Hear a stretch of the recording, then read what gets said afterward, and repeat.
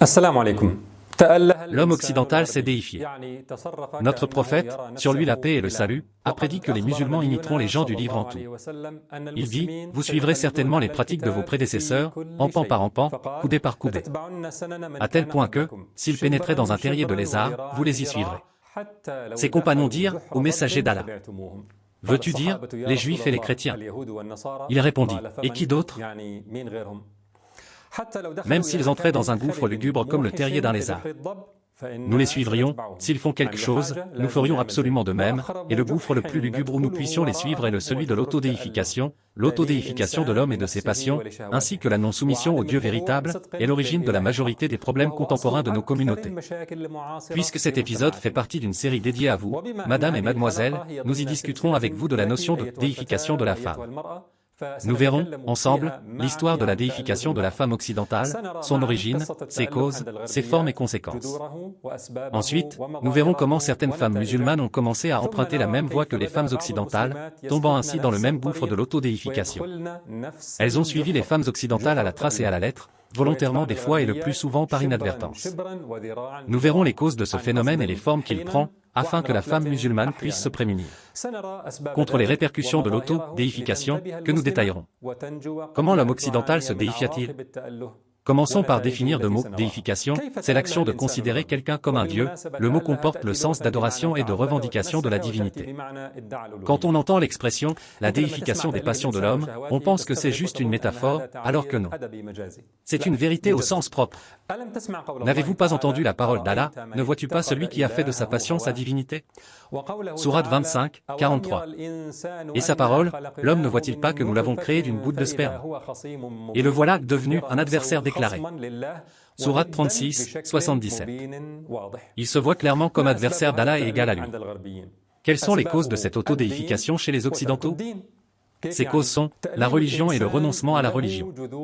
Comment cela? La déification de l'homme a ses racines dans l'évangile altéré des gens du livre, qui retire les limites distinguant Allah de ses adorateurs. Chez eux, Dieu s'incarne dans l'humain. Il a même mené un combat contre Jacob où il a fini vaincu. Chez eux, Dieu peut dormir, être fatigué ou crier comme un damné.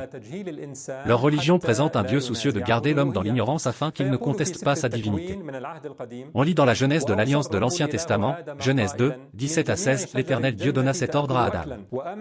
Tu pourras manger de tous les arbres du jardin, mais tu ne mangeras pas de l'arbre de la connaissance du bien et du mal. Car le jour où tu en mangeras, tu mourras. Autrement dit, le Seigneur a essayé de faire croire à Adam que s'il mangeait de l'arbre de la connaissance il mourrait, afin qu'Adam n'en mange pas, et qu'il reste ignorant.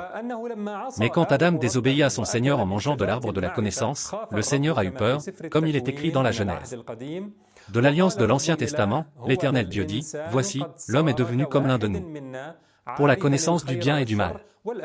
Empêchons-le maintenant d'avancer sa main et prendre de l'arbre de vie, d'en manger, et de vivre éternellement. Genèse 3, 22. Le Seigneur craignit qu'Adam ne mange d'un autre arbre, qui le rendrait immortel aussi, et devienne donc, par sa connaissance et son immortalité, un Dieu qui contesterait le Seigneur dans sa divinité. Gloire à Allah, le Très-Haut. Il est infiniment au-dessus de leur blasphème. Vous pouvez revenir à la web-série Le Monde Secret de Ahmad Dadouche spécialement au 3e épisode sur la Kabbale, pour voir à quel point l'homme s'est déifié. L'idée de la parité et de la rivalité avec Allah remonte aux religions altérées. Elle a évolué avec le développement des sciences naturelles, qui ont permis à l'homme de découvrir ce que le Seigneur tentait de leur dissimuler et les empêcher d'apprendre. Nous musulmans pouvons ressentir la grâce d'Allah qu'est l'islam, qui fait de la science une preuve de guidance vers Allah. En effet, plus on s'approfondit dans l'univers de la création, plus on vénère et glorifie le Seigneur de la gloire, gloire à lui. Pour voir cela plus en détail, nous vous invitons à regarder notre série Le Voyage de la certitude. Revenons à notre sujet, nous disions que les religions altérées avaient un rôle dans l'idée de la déification de l'homme, mais qu'en est-il des apostats? En général, les gens qui s'apostasient ne recherchent pas, par la suite, la religion véridique libre de ces mythes, mais se dirigent plutôt vers l'athéisme ou l'agnosticisme. Il existe chez toute personne une prédisposition à un sentiment de faiblesse humaine, à un besoin d'adoration et d'assistance d'un Seigneur aux attributs parfaits. Et s'il ne dirige pas cette adoration vers le Seigneur, il la détournera vers l'adoration de ses passions. De là vint l'autodéification de l'homme occidental, l'égocentrisme humain absolu, où tout doit suivre et se soumettre à l'homme, sans qu'il ne soit soumis à personne, ni même à son créateur et pourvoyeur. Toutes les normes, perceptions et idées seront établies en fonction de cela. L'homme est au centre de tout, et ses passions et désirs sont sacrés. La religion doit être soumise à son approbation, pour qu'il en applique seulement ce qui lui convient et l'apaise. Et tout ce qui le contrarie et lui déplaît dans la religion, devra être interprété selon les convenances et désirs de cet homme divinisé. Il n'y a pas d'interdit pour l'homme divinisé, les restrictions établies remédient uniquement aux torts qui peuvent nuire aux autres hommes divins qui l'entourent, et le droit d'Allah est le dernier de leurs soucis. Cette idée de déification de l'homme prévaut en Occident, aussi bien chez les hommes que les femmes, et peut-être même plus chez la femme, qui réagit au texte des livres altérés, qui l'ont défavorisé et l'ont accusé à tort d'avoir incité Adam à désobéir et manger de l'arbre de la connaissance. Que ce Seigneur, pris de peur et de colère, l'a puni par les douleurs de la grossesse, de l'accouchement et des menstruations, mais aussi par sa soumission à l'homme, comme dans les textes mentionnés dans l'épisode « Libération de la femme occidentale ». Cette femme finit donc par se rebeller et défier ce Seigneur qui veut la garder dans l'ignorance et se venger d'elle. Cette déification ou l'idée de la femme divine a pris de nombreuses formes. Presque toutes les femmes l'ont adoptée, même certaines non ou religieuses. On voit à cet effet des sites internet intitulés « Féminisme chrétien » qui revendiquent le droit de s'adresser à Dieu par un pronom féminin, elle, sous le slogan « La lutte contre l'idée d'un Dieu masculin ». Cependant, on a appelé à l'adoption et la relance des croyances païennes, qui admettent des déesses féminines dans leur religion, considérant que c'est une façon de se débarrasser de la domination masculine. Ces appels et revendications ont été faits par des femmes occidentales instruites, telles la célèbre féministe Carol Christ, docteur diplômée de l'université de Yale. Des ouvrages ont été écrits pour raviver le concept de déesse. Toutes ces femmes, que ce soit les chrétiennes qui revendiquent la féminité du Seigneur, ou celles qui se sont séparées du christianisme, pour adhérer à des religions païennes, réitèrent la même idée, je suis une femme, tout est centré sur moi et je veux une divinité qui puisse s'adapter à mes humeurs. J'en ferai une déesse et l'adorerai en tant que telle, à ma guise. Cela ressemble à ce que faisaient les gens de l'époque pré-islamique, qui confectionnaient leur idole avec des dates. Ils se servaient de cette idole pour assouvir leurs besoins psychologiques d'adoration, puis la mangeaient quand ils avaient faim. Cette catégorie de femmes exige que leur divinité s'adapte à elle. Il existe aussi des femmes occidentales qui ont rejeté les textes religieux altérés, et ont rejeté les religions païennes sacralisant des soi-disant déesses. Mais au lieu d'écouter la voix de leur nature innée et rechercher la vraie religion, elles ont choisi l'athéisme et ont donc refusé d'emblée l'existence d'un Dieu. D'autres femmes occidentales se sont prises pour des substituts de Dieu. Elles considèrent que leur potentiel de séduction et leur attractivité ont une emprise divine sur les hommes, à laquelle ils ne peuvent pas échapper. D'innombrables chansons, aux centaines de millions, voire des milliards de vues, illustrent cela. Inutile de donner des références ou des titres à cause de la débauche morale à laquelle appelle leur contenu. Ces chansons représentent la sacralisation des désirs obscènes incontrôlables, en utilisant des termes religieux tels que confession, salut, mais avec une femme dépravée prétendument divine. Le message de ces chansons, ne vois-tu pas l'emprise que j'exerce sur toi et ta faiblesse devant moi? Reconnais donc que le divin est une femme, et tu gagneras par cet aveu le salut et la volupté. Les jeunes filles et garçons qui écoutent en boucle ces chansons pleines d'immoralité, d'obscénité, de provocation sexuelle, de musique et d'art graphique, sont impressionnés devant les notions de l'homme divin, de la déesse humaine et des désirs divinisés. Surtout dans des sociétés enflammées par la frénésie des désirs sexuels, où la musique et les films sont des outils d'étouffement de la nature humaine innée et de manipulation intellectuelle et émotionnelle. Une autre catégorie de femmes occidentales a refusé catégoriquement d'apprendre la religion, elles ne cherchent pas à connaître leur Seigneur, et veulent juste vivre leur vie selon leurs désirs. D'autres femmes occidentales ont été plutôt sélectives, elles ont pris de la religion et des livres altérés ce qui leur convient pour satisfaire leur instinct de religiosité et ont délaissé ce qui ne leur plaît pas. Et d'autres femmes occidentales ont choisi l'interprétation. Elles interprètent les textes religieux et leur attribuent des sens autres que les sens déjà bien établis, comme les textes qui réprimandent et corrigent leurs orientations sexuelles perverses. Avec ces deux derniers courants de femmes, des églises de lesbiennes et de transgenres ont vu le jour, bien que la fornication et l'homosexualité soient punies par leur religion. Le point commun entre toutes ces femmes, leur autodéification. La soumission absolue à Allah et la croyance en ses attributs parfaits sont des principes inexistants chez ces femmes occidentales. Et d'autres femmes occidentales ont choisi l'interprétation.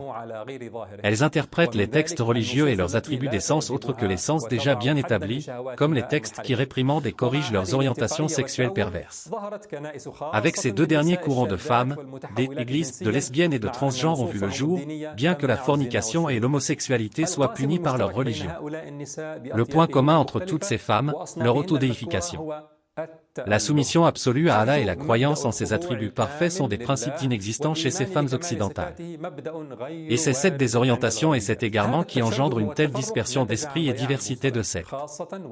En effet, la déification de l'homme implique la relativité du bien et du mal. Il n'existe pas, pour elles, de divinité parfaite qui puisse leur définir des critères moraux absolus. L'homme jouera ce rôle, donc, puisqu'il est le centre de tout et qu'il juge de tout. Il en résultera donc autant de critères moraux que d'êtres humains. Et tout deviendra relatif, sans aucun repère. Avec la déification de la femme, on a sanctifié des pratiques féminines perverses, telles l'homosexualité et la fornication, le tout au nom de la liberté sexuelle avec tous ces avortements de fœtus dont la divinité n'a pas abouti. Les appels au féminisme occidental viennent avec toute la gamme de liberté. Homosexuels, transgenres, de fornication et d'avortement. La femme occidentale s'est engouffrée dans ce terrier de lézard. Le gouffre de la déification de l'homme et de ses désirs. Qu'elle y soit entrée intentionnellement ou pas, qu'on l'Y est entraîné. Par la force ou par la ruse, comme on l'a vu dans l'épisode « Libération de la femme occidentale ». Elle aurait pu chercher la religion authentique, les prescriptions saines qui régulent sa relation avec son Seigneur. Avec elle-même et avec son entourage, au lieu de suivre sa boussole religieuse cassée, de refouler sa nature innée et de suivre ses désirs. Elle n'a encouru qu'au désarroi, à l'égarement puis à sa perte.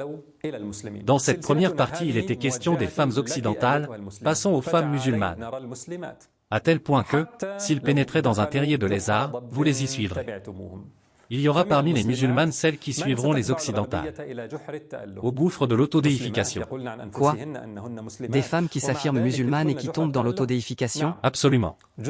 C'est une séquelle de notre dépendance de l'impérialisme occidental, l'émulation aveugle par les pays dominés, intellectuellement, socialement, dans les normes et principes ou tout aspect de la vie. Les entraînerait jusque dans les terriers de lézard. Il est clair que la perception et la pratique de l'islam diffèrent d'une femme à l'autre. On retrouve aussi bien des musulmanes avec une foi inébranlable et complètement soumise à Allah, par conviction, savoir, amour et glorification, que des musulmanes négligentes. Négligentes dans l'application de la charia islamique dans son comportement, dans son apparence ou autre.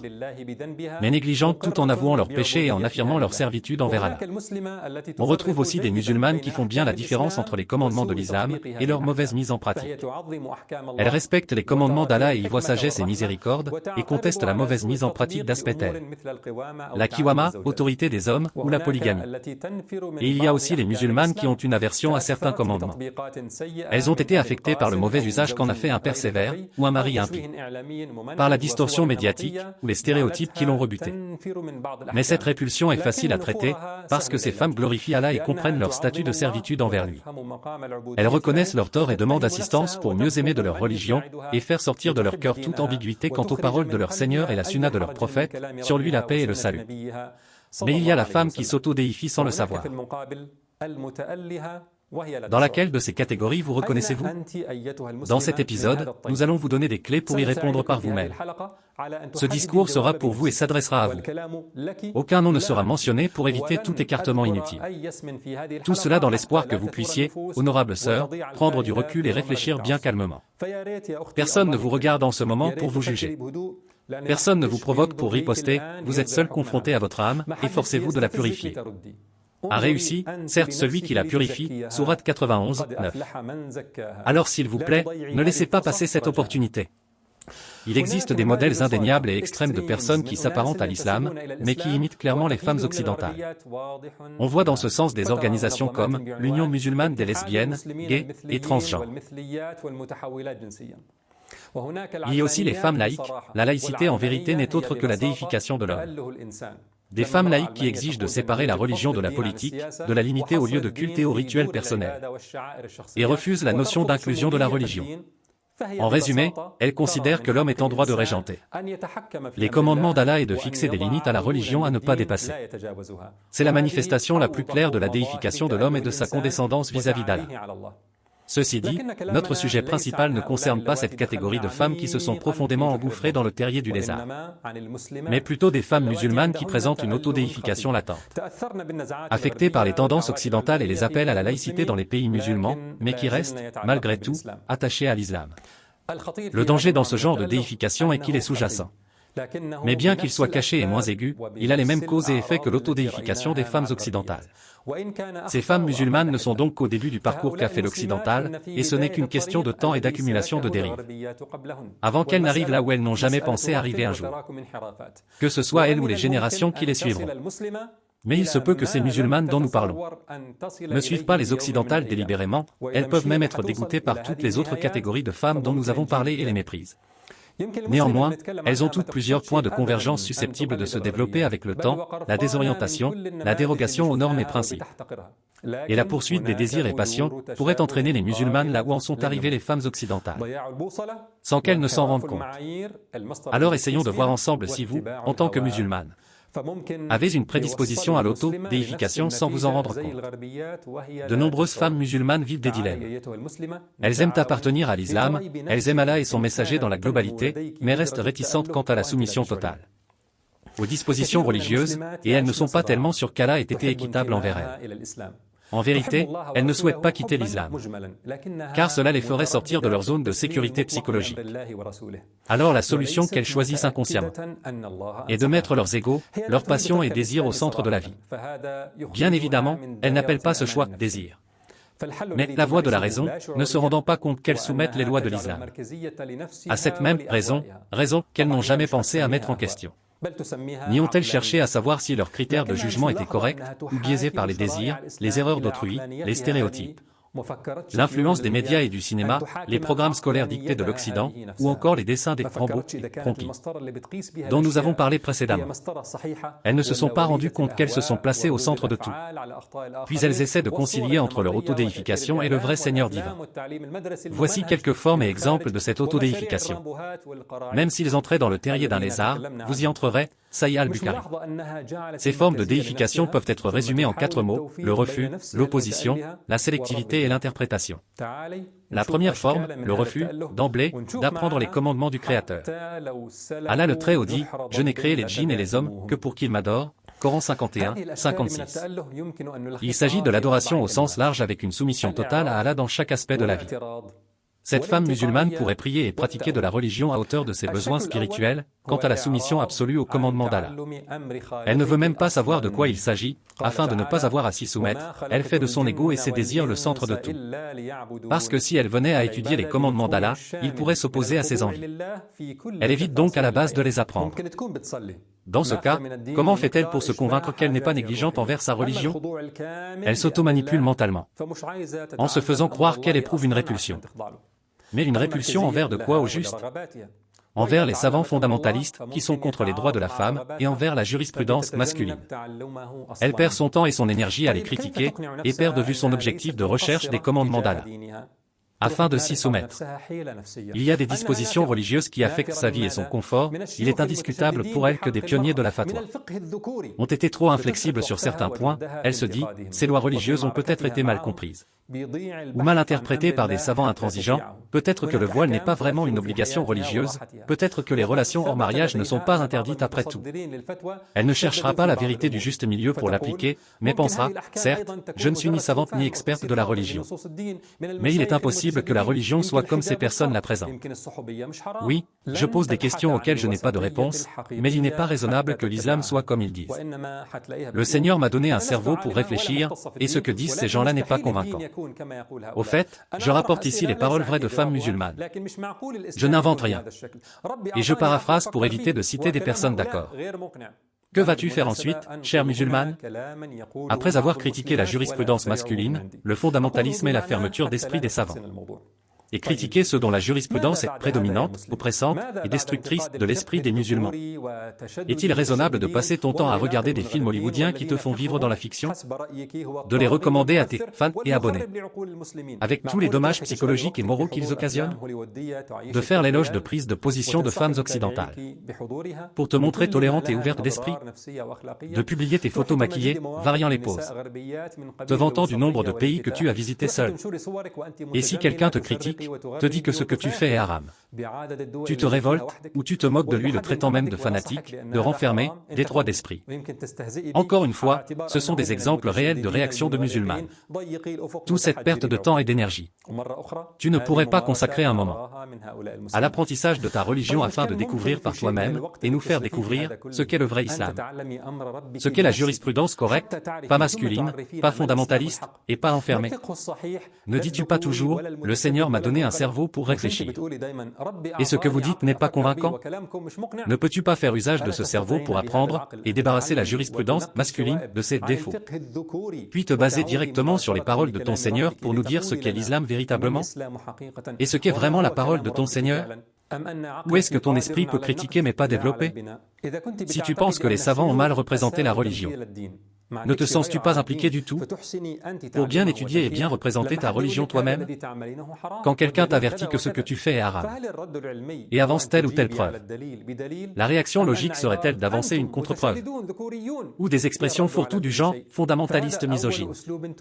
Ce fut la première approche de la femme autodéifiée, qui n'a pas tout à fait quitté sa religion, et veut concilier sa propre divinité et celle de son Créateur. Elle suit ses désirs, et refuse d'apprendre la religion qui s'y oppose, sous prétexte d'une aversion pour ceux qui ont mal représenté la religion. Deuxième forme d'autodéification, l'opposition au commandement d'Allah. Lorsqu'une femme musulmane demande, par exemple, pourquoi est-il permis à un homme d'épouser 4 femmes, et pas à une femme d'épouser 4 hommes? Poser la question pour mieux méditer la sagesse de la loi divine, tout en y étant soumise, est une chose. Mais exiger de comprendre la logique du commandement divin, avant de l'accepter et de s'y soumettre, est une autre affaire. Penses-tu, dans ce cas, que tu es réellement soumise à Allah? Ou bien veux-tu soumettre la parole d'Allah à ton propre jugement, que tu estimes infaillible et sacré? Tu as supposé que les commandements d'Allah doivent assurer une égalité absolue entre hommes et femmes. Donc si on te dit que les commandements d'Allah n'assurent pas nécessairement l'égalité absolue, mais plutôt le bien et la justice, que l'application de l'égalité des sexes serait injuste dans certaines situations, et que malgré cela tu persistes à dire « Je ne suis pas convaincu, ça n'a pas de sens », alors de deux choses l'une, soit tu sais que c'est un commandement d'Allah, mais tu t'y opposes quand même. N'est-ce pas de l'autodéification, dans ce cas? Ô vous qui avez cru, ne devancez pas Allah et son messager, et craignez Allah. Allah est audient et omniscient. Sourate 49, 1. Tu privilégies ton propre critère d'égalité absolue sur le commandement d'Allah, en prenant tes caprices et tes critères faillibles pour de la rationalité, bien qu'Allah, en qui vous croyez, les ait appelés Jahiliya, ignorance. Un cœur malade est un cœur absorbé par les passions et les désirs jusqu'à l'adoration, rempli de doutes sur la justice et la sagesse d'Allah et par un ressenti d'iniquité de sa part. Les versets enchaînent. Est-ce donc le jugement du temps de l'ignorance qu'il cherche? Qu'y a-t-il de meilleur qu'Allah, en matière de jugement, pour des gens qui ont une foi ferme? Sourate 5, 50. Soit vous dites, ce n'est pas le commandement d'Allah, parce que ce n'est pas convaincant. D'accord?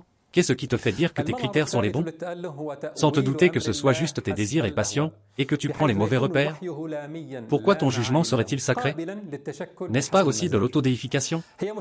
La troisième forme d'autodéification est l'interprétation de la religion d'Allah selon les désirs, considérant que la révélation divine est abstraite, sans repère, et configurable selon l'humeur.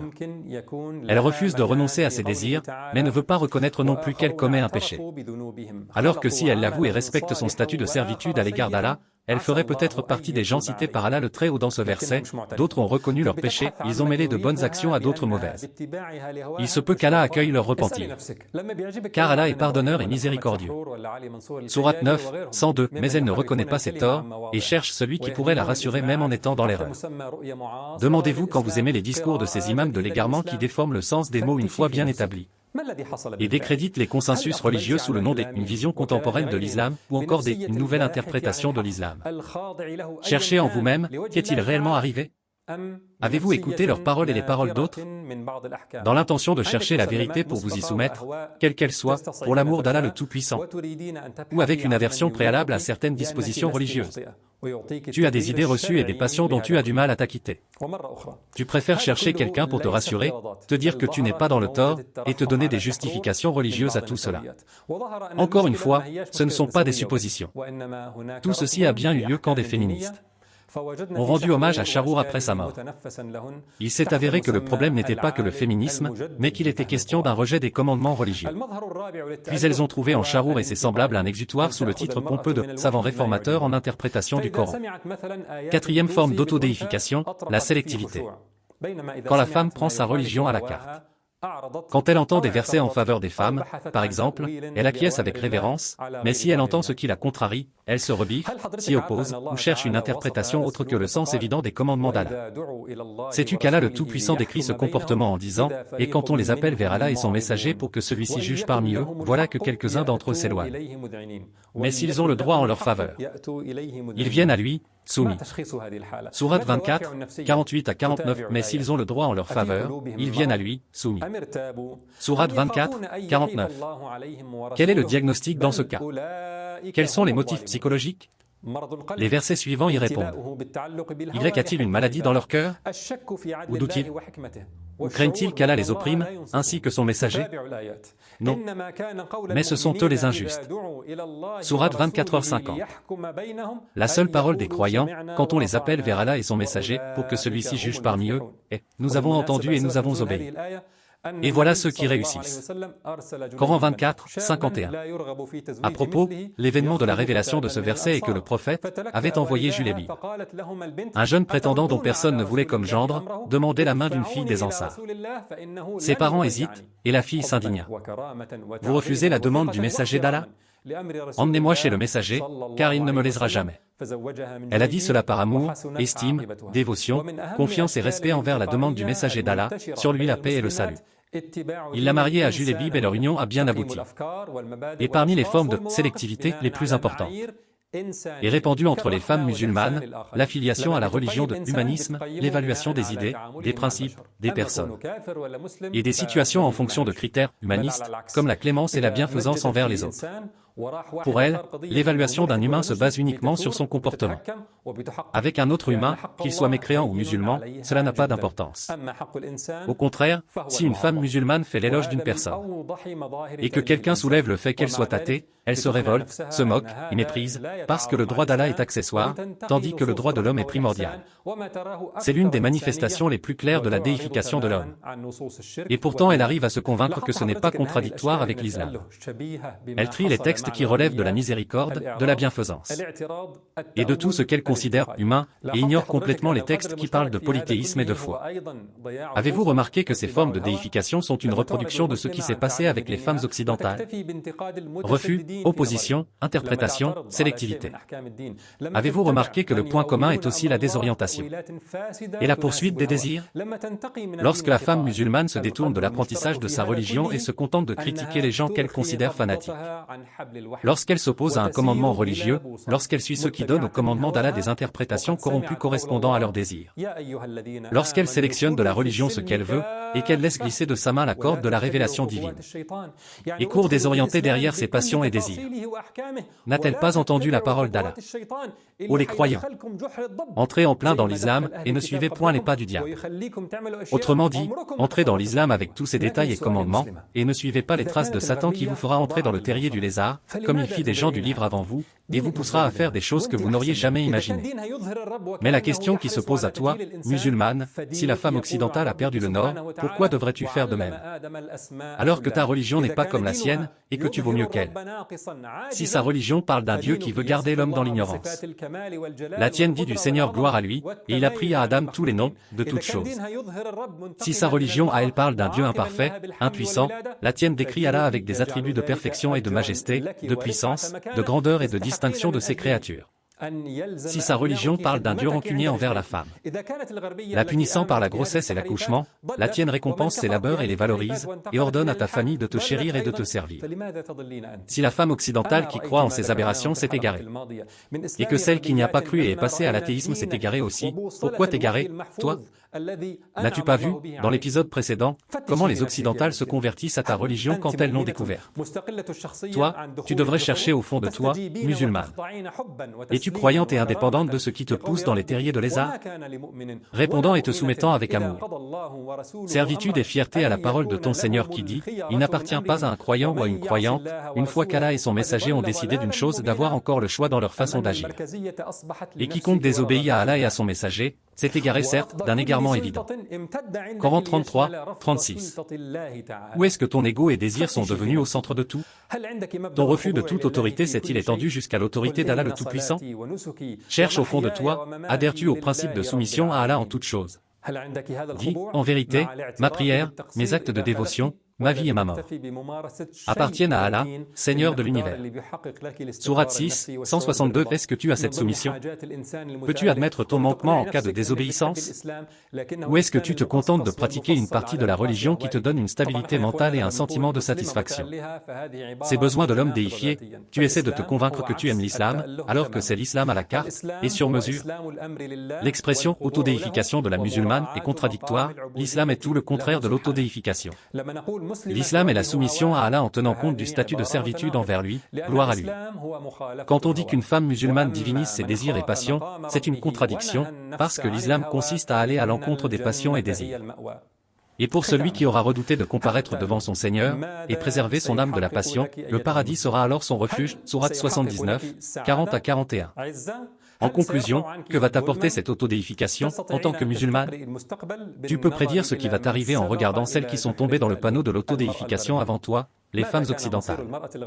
Nous avons vu dans l'épisode de la libération de la femme occidentale, comment cette autodéification n'a fait que rajouter à son épuisement et à son humiliation, comme l'illustre ce verset, et quiconque se détourne de mon rappel, mènera certes, une vie pleine de gêne, et le jour de la résurrection, nous l'amènerons aveugle au rassemblement. Sourate 20, 124.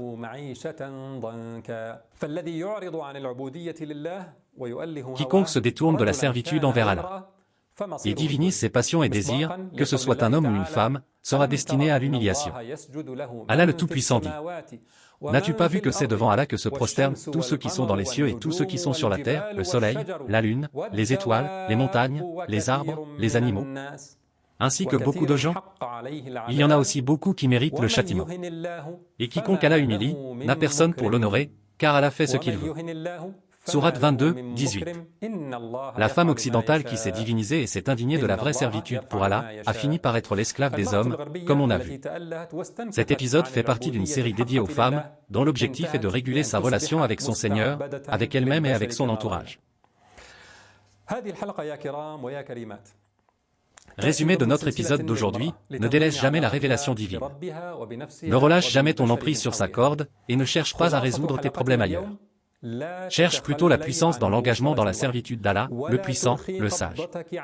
Quiconque veut la puissance, qu'il la cherche auprès d'Allah, car la puissance tout entière est à Allah. Sourate 35, 10. N'écoute pas ceux qui te diront de supporter l'humiliation. N'écoute pas non plus ceux qui te font croire que la puissance existe en dehors de ton islam. Tu peux vivre fier et digne dans ta religion, et seulement dans ta religion. Mais il se peut que tu ressentes encore, même après tout cela, une certaine répulsion à l'égard de quelques dispositions de la charia, ou encore du scepticisme quant à leur équité. Tu vis un dilemme. Tu réalises que tu es en position de servitude avec une croyance vague en la justice et la sagesse d'Allah, mais aussi avec des doutes sur certains commandements religieux qui vous rongent l'âme. Nous allons essayer, ensemble, dans le prochain épisode, de purifier nos cœurs de cet embarras, si Allah le permet. En conclusion, souvenons-nous tous qu'Allah nous a montré comment lui demander le chemin vers la guidance, pour ne pas nous perdre avec les égarés, ou nous retrouver avec eux dans le terrier du lézard. Ainsi, nous récitons chaque jour dans nos prières, guide-nous dans le droit chemin, le chemin de ceux que tu as comblés de faveur, non pas de ceux qui ont encouru ta colère, ni des égarés. اهدنا الصراط المستقيم صراط الذين أنعمت عليهم غير المغضوب عليهم ولا الضالين والسلام عليكم ورحمة الله